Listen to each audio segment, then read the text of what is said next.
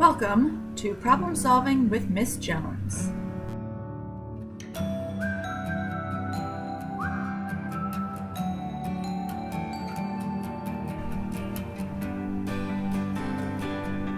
So I've gone ahead and set up the problem here. I've redrawn it on my own paper.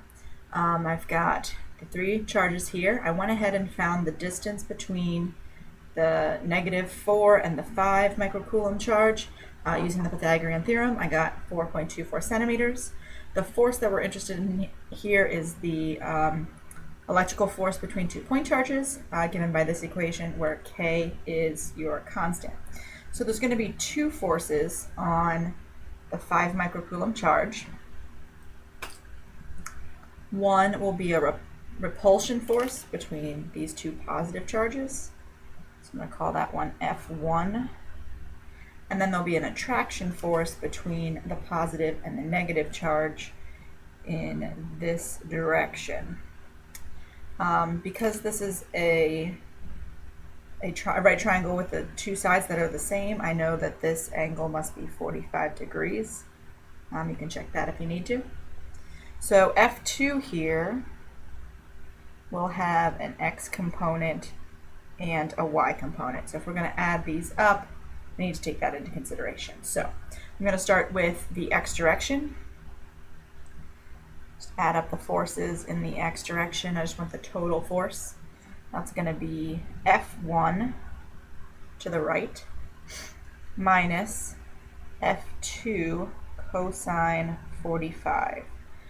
Cosine 45 because the horizontal component is the adjacent side, so we want to use the cosine.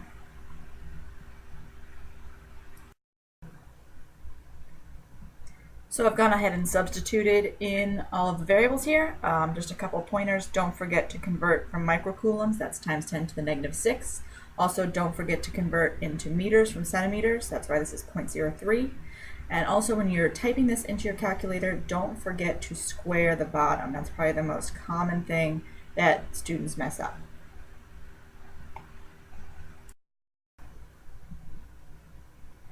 So when you carefully do those calculations, for the first part here, I got 49.94. I want to subtract 70.72, and that leaves us with negative 20.8 newtons. To the left, the negative just means it's to the left.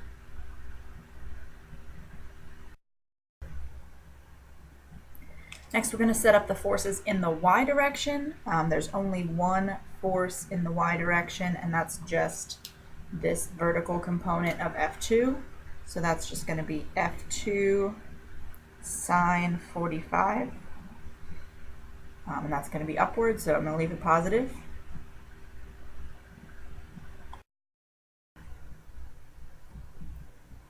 Okay, I've substituted in the variables, and it's actually the exact same as F2 up here. Cosine 45 and sine 45 are actually the same number, so that's why we got the same number. If this would have been a different angle, then those two components would have been different, but we get 70.72 up. And then the last thing to do is put these together. So maybe I'll do that on the top corner here, keeping it color-coded for you. So we have a left component of negative, well, I can leave it positive because I drew it to the left, 20.8 newtons, and then an upward component of 70.72 newtons. And then the last thing we need to do is find the hypotenuse and the angle. Now, you want to make sure you find the correct angle. When I drew these, I drew them head to tail. So I drew 20 left and then 70 up. And so we always want the angle near where we started. Another thing I wanted to point out, I think I forgot to mention earlier, is that we didn't take into consideration the charge on this 4. I didn't make it negative because I already accounted for the fact that it was an attraction force by drawing it up and to the right. So when we do this, I'm going to do the absolute value of the charges.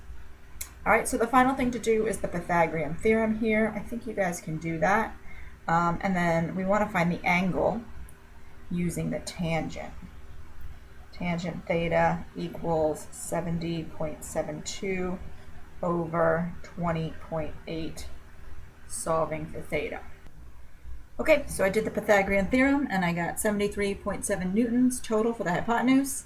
And when I did the inverse tangent of 70.72 over 20, I got 73.6 degrees above the negative x-axis. So this would be the negative x-axis, and it's above that. And it's just a coincidence that those two numbers turned out to be the same. Thanks for watching.